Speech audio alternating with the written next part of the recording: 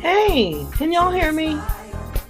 We've got, hey, Chantel, Phoebe, Charles. Oh, you're doing well. Ida, Maritza. So type in if you can hear me. Pastor fixed it up, and we're trying to make sure. Oh, good. Okay. All right.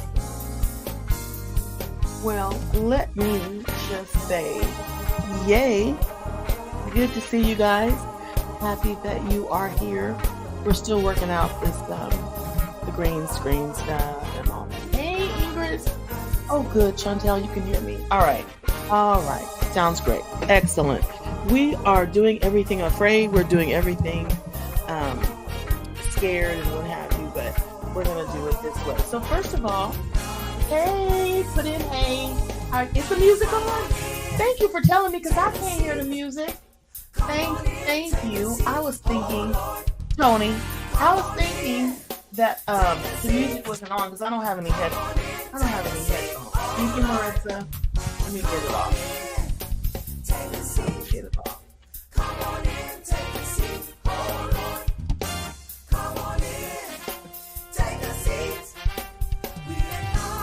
I'll get it off in just a second. Okay, I promise. I'll get it off. Hey, Rose. I promise. Okay. See, it's dead. It is completely. It's having its moment. But thank you, Maritza. I come from the studio. I had a show today. Did now? Okay. Great. I just need to get the music off. Okay. So hopefully. Connected. Okay. I can't find it though. Oh, there it is. Okay. All right.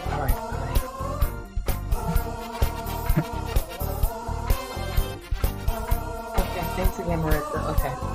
So now, is it off, Maritza? Let me know.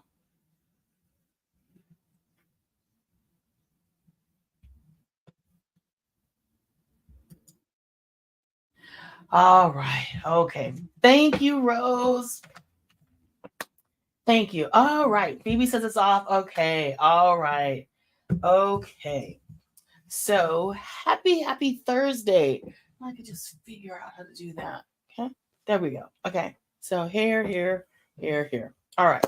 We're going to figure this out. Okay. So happy Thursday. I'm just now coming back from the studio. Child, the music was on. You can hear it over there. Can't hear it over here. So I was at the studio with Sharon and we did 4 shows today. And when I tell you, she was all up in my business, I don't know how many of you have this issue, but we will see. Right now, I am in a frame of mind and a space and a place where I don't know. I'm kind of tired. I'm burnt out, y'all. I'm just gonna be honest with y'all. Let's just be honest. Let's just tell the truth. And sometimes it be that way where you just are like, I have had enough. And so that's what I've had enough. Anyway, I'm gonna get back. God is really working with me. And so today at the TV show, it's called Life That Matters on HSBN TV. Shameless plug. We're on. Do you know we're in the top 3 of the shows now? We are seen all over the world and in these different countries. And Life That Matters, Sharon Elliott and I are the host and co-host. And we talk about just regular old life. She's a PK. She's a preacher's kid. And then I'm the pastor's wife. So the first thing I want to tell you guys is thank you, Miss Nancy. First of all, I don't know if you can see it. Oh my gosh. Okay. Because it's got the green. This was my very first book, y'all. And now we are going to revamp it and get it published so that it's going to come out. It's called The First Lady Secret Handbook. Okay. And then, of course, we're going to add it to that one. It's got the green, so that's why you're seeing it. So let me tell you that today's lesson at the studio, we were talking about how disappointment, even in Bible study, we were talking about disappointment and how disappointment can get to you. And we were really focusing on Moses because Moses was disappointed in a whole bunch of ways. But here's the best part. let me get this so I can read this to you. I don't know who this is for. I think this is for me and Charles Beavers. That's who I think it's for. Um, one of the lessons today, like I said, was talking about Moses. And I have this all together for you guys, but I really want you to hear what I'm saying. How many of you, hey, bunny. Okay, so how many of you think that you are too old for something? Just type it in. Just say, yes, I am, or no, I'm not. And if you don't have this issue, yay for you. I am so glad that you don't have it. But um, Sharon and I talked about this today, and it just blew me away. And I got to find it in the message version so that you can hear what she said. Blew me away. Yes. Okay. Rose, for especially for what you wanted to do, Rose. Chantel, Nancy. Okay, Bunny. Okay. So when I say that you guys aren't too old, let me find where Moses grew up. Hold on, I'm coming. I'm coming. Okay, here it is. And that's not it either. We did it today. But I wanted to I'll get to it. I can't find it now, so I'm not going to worry about it. Let me tell you something. You're not too old. You know why you're not too old? Moses had killed the Egyptian, right? Buried him in the sand. Then the two men, the other Hebrew men, were like, "We saw you." First of all, lesson number one: whatever you do, God sees it. Okay, write that down. Put that in your Rolodex of your mind. Whatever you do, whatever you say, God hears you. Okay, know that. Number one, God hears you. Number two, God sees you. Number one, God sees you. Number two, He hears you. That's tonight's gist of it all. And why are you not too old? Get this. So Moses is on the backside of the mountain tending to sheep. He's tending to sheep that aren't even his sheep and it's not even on his land. This is for Tony Simon because this is what he tells me. Not for Tony Simon as in to tell Tony Simon. This is for how he gets to me. When he says to me, "You've done everything for everybody else. It is now time for you to launch out and do business for yourself." Because I talked to Prophetess Duncan today. Same thing she says to me. You got to do self-care. I don't know who this is for free. Do handle your self-care. We talked about this at She Shed, but I talked about it, but we didn't do it. You got to do it. You got to take care of yourself. Go back to the airplane. Put your oxygen mask on first. Then put it on the other people. Once you get it together, you help out. See, I tend to help everybody else out, and then I'm flailing. I am finally taking care of myself. So anyway, you're like, Laura, but you in a rabbit hole. Where'd you go? Look here. Let me tell you why you're not too old. Why you're not too old. When Moses, the Pharaoh died, the Pharaoh that had been, dealing with Moses before he fled, he on the backside of the mountain, tending sheep that weren't his sheep for somebody else on somebody else's land. Okay. So God talks to Moses in the burning bush. And guess what? When he goes back to Egypt, him and Aaron and Miriam, because Miriam comes too. I'm going to get to her. Guess how old they were? You ready? I said Miriam's 90 because, she pushed Moses down the Nile River, but I digress. Moses, it says I don't know the chapter, but it's in Exodus. And Moses was 80 and Aaron was 83. Miriam's the oldest. So we just going to assume she's 7 years older, 10 years older than Moses. Because remember, she pushed him, down the Nile for her mom. So Moses was 80 years old. And then Aaron was 83. And so we're just going to say Miriam is 90. You're not too old. And when Sharon said that, and when she read that, and aha, the light bulb went off in my head. Charles, you are not too old. Sonia, you are not too old.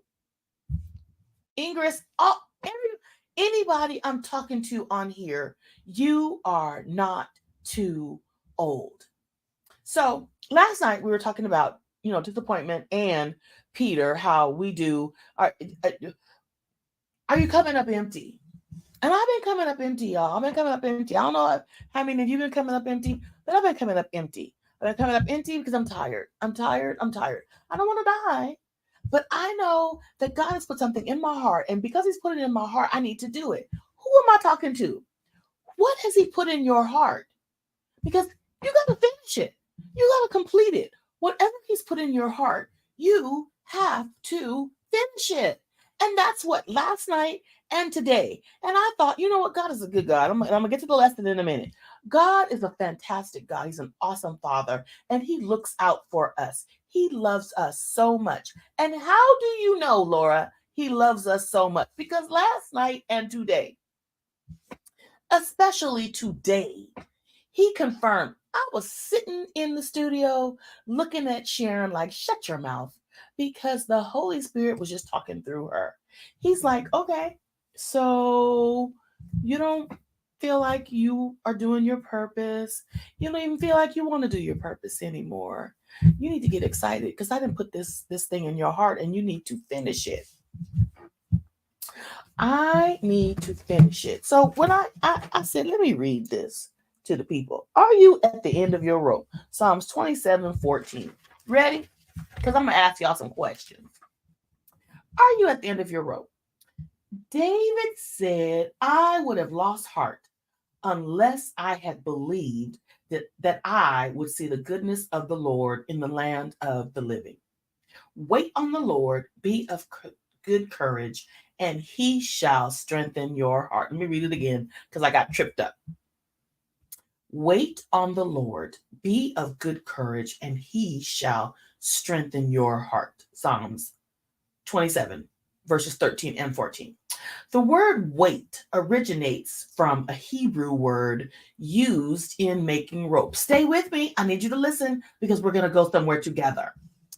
Every rope starts as a thread, and every strand increases its strength. So each time you wait on the Lord, you add another thread to the rope. Each time you wait on the Lord, you add strength. You become a little stronger and a little more able to cope. Are you hanging on by a thread? Spend more time with God and watch Him turn the thread into a rope. Now, waiting is not always passive, Laura Simon. Sometimes it's active. Faith without works is dead. I gotta come on here and talk to y'all. I have to come on and do a lesson. I can't sit at home and just do nothing when God has said, did you do the lesson? Who is that? Yeah, yes, Ingress. We get burnt out on self. I'm burnt out on self. Sometimes we burn out because we don't listen to God. That was last night's lesson. See, here's the thing. God uses your past experiences to help you get to the next level. He's propelling you forward. He didn't tell you to go backwards. He uses your past experiences. So what happened in your past is helping you to step over that thingamajig that you need to get to your future. Charles, we can't just quit school. I'll wait on you. I'm talking to myself too. All right. So Spend more time with God and watch Him turn the thread into a rope. Now, waiting is not always passive. I had to read that again because we have to do it. You have to do something, you have to work. Okay. Sometimes it's active, like waiting on a customer and seeing that their needs are met. Sometimes waiting is active. In this case, waiting is not so much a position as it is a focus. The Bible says you will keep in perfect peace all who trust in you, all whose thoughts are fixed on you. Isaiah 26:3, Living Translation. Whether it's sitting prayerfully in God's presence or actively serving Him, you have the assurance that your strength will be renewed. If you are at the end of your rope today, grab a hold of these promises. Those who wait on the Lord shall renew their strength. They shall mount up with wings like eagles. They shall run and not be weary. They shall walk and not faint. Isaiah 40:31. As the eyes of servants look to the hand of their masters, so our eyes look to the Lord our God. Now, here, let me tell you, let me just say this to you guys. Wait on the Lord, be of good courage. Wait on the Lord. Wait on the Lord, wait on the Lord. Wait on the Lord. Then spend time with the Lord. Wait on the Lord, spend time with the Lord. Wait on the Lord, spend time with the Lord. When you are going through, Laura, when you are going through, all y'all, you've got to spend more time with God. You know what was happening to me? That's why I was in a pit. That's why I was in a rut. That's why I was stuck. I needed to go more to God, my maker, my way maker, my dude, my guy. He's like, what's wrong with you? And I'm like, I'm tired. It's not that I'm mad at anybody. It's not even that I'm disappointed in anybody.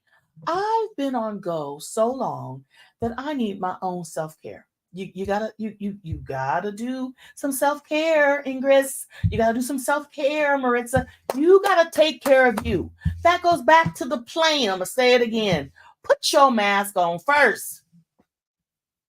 Get strengthened. You get shored up. Strengthen. Be strong. Go to God. I have not been. Put it in there. Have you been going to God? Yes or no? You been going to God? You've been asking God what's going on? You self-care, self-care, self-care. I told Phoebe the other day. There's a couple people I've told this to, not just Phoebe, but I will do her out. Sometimes where I am right now. Okay, listen to me, patient Leroy Carr. Yes, Mr. Carr. Sometimes we as women and men, we need to go to God, sit down, kneel down, pray, prostrate, ask God, go to the prayer closet. God, what do I need to do? Well, let's see. Spend some time with me, maybe. How many of you are spending time with God? You got to spend time with God. And then you got to wait. I heard that at the studio today, and now I hear it now. It's just banging in my head. When y'all are waiting on God, and I know we're all waiting, when you're waiting on God, do something while you're waiting on God. Tony Simon made me so mad about, I'm sick of you talking about what you gonna do. Just do it. That's what he told me. Just do it. So I'm telling y'all out there today, I'm sick of y'all talking too. Just do it. We're just gonna do it. Today I met with a woman, and let me tell you how good God is. God is a phenomenal God, y'all. That's why we need to spend quality time with Him, right? I asked Him, I said, God, I need someone who's kind of like me, but not like me, so that I can know that I'm, maybe y'all don't, let me tell y'all a secret, okay? I don't care that we're on the stream. I'm going to be really transparent and honest with you all, okay? Listen, I'm not the normal pastor's wife, okay? And when I say that I've tried to be like the other pastors' wives of long ago, and even some now. That old person that I was in 1999 is gone. And even though I try to be a certain way and holy and have the lingo, I don't have it. And I ask God, well, why am I not getting everything like Sally Sue and Maybelline and Jonetta? And he said, because I didn't make you that way. That's for free. And I don't know who that's for. Be you. Now, I tell y'all to be you. But then again, I got a lot of nerve because I'm not being me. This that you see is who I is. And that's just, it is that. I've asked God to transform me, and I have, because I don't say what I used to say, because I used to say some stuff, and I used to feel some type of way. But you know what?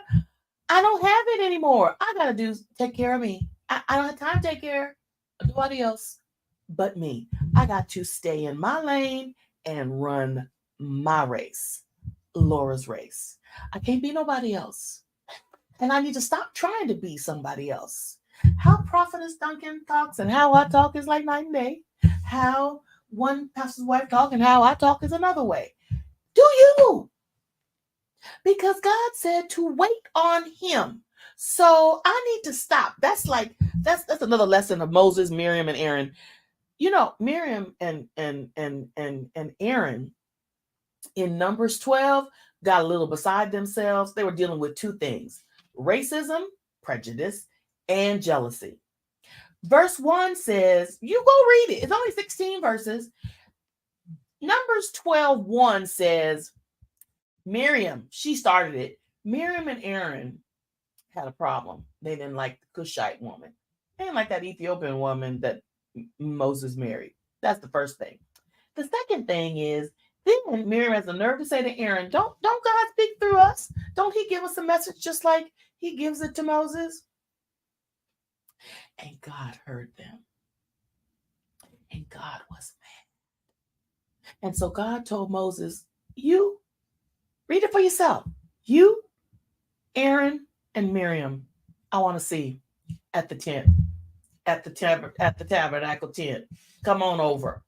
So they went over and they met God in the cloud.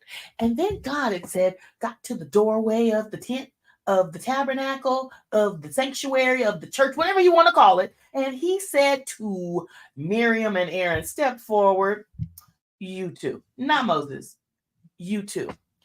And when God got done with them, guess what? And he left. Miriam was leprous and Aaron was like, so Miriam got the physical lesson. Some of us get the physical lesson, and Aaron got the mental lesson. Aaron didn't know if he was going to get struck or not, but he knew he had opened his mouth too much and God was not happy. That's just like us. So as I was sitting there today at the desk, I thought, let me shut my mouth and let me go on and do what I'm supposed to do. When you're waiting on God, get over it, meaning get over yourself and wait patiently, like Al Carr said. Not only do you wait patiently, but you work while you're waiting. So if it means, when I say this blew me away, okay, I'm taking this medicine, but you got to eat right to go with the medicine. You got to work while you're waiting. My new book, my new book. I gotta do the proposal. Here it go. Where is it? You know, I gotta do the proposal. You gotta do the work. You gotta do the work. I don't know who this is for. You just can't sit on your bouquet and be like, God's gonna drop this into my lap. He's not. You gotta do the work. I'm talking to me. I'm up here feeling sorry for myself and not do. You got to study and you got to do the work. You got to do the work. You got to do the work. So what goes with this? You got to I got to write a proposal. I got to write a proposal for a publisher. I'm not doing it no more. I'm not doing it self-published. This is my agent looked at that today and said, what are we waiting for? Me. You got to work. Let me go back. Here we go. Whether it's sitting prayerfully in God's presence, we got to go sit in his presence, y'all. Sit in his presence. Or actively serving him, you have the assurance that your strength will be renewed. So last night and today, my strength has been renewed. God is like, I got you. The moment I started working on She Shed, the moment I started working on the marriage conference, writing my notes down and telling my husband, this is what we're going to do, things happened. I became excited. The joy of the Lord is right here. But we can't have the joy of the Lord, y'all, if we not doing no work. Grab a hold of the promises that you're at the end of your rope. I'm at the end of my rope. That's all I got, y'all. I'm at the end of my rope. Those who wait on the Lord shall renew their strength. They shall mount up with wings like eagles, They shall run and not be weary. They shall walk and not faint. Isaiah 40:31. The eyes of the servants look to their masters, but we as the believers, we look to God. We look to God, our good Father, who's just waiting on us. I don't know who needed to hear this other than me. Let me tell you, when I talk to y'all, I'm talking to me first. The lesson hits me all upside my head. And when I say last night and all today, God has been like,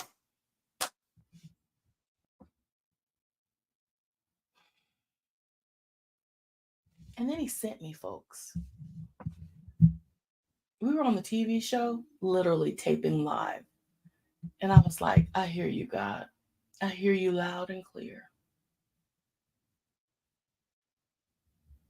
I don't know which one of you think you're too old, other than me. So anyway, let me tell you a little story, and then we'll get off. The lady I was talking to today, she says, I don't know why God had me call you. I just like you. I told my assistant, I just like you. And I said, and I told God, same thing. I just like her. I don't know why. I just like her. And she says to me, well, I say to her, because I remember I'm listening to the Moses thing. Moses is 80, Aaron's 83, and then there's Miriam, the old lady. So I say, if you don't mind me asking, how old are you? She says, I'm older than you think. I said, oh no, I'm older than you think. And she goes, really? I'm way older than you. I said, really? You way older than me? How old are you? And Gwen, she said, I'll be 60 this year. I start laughing.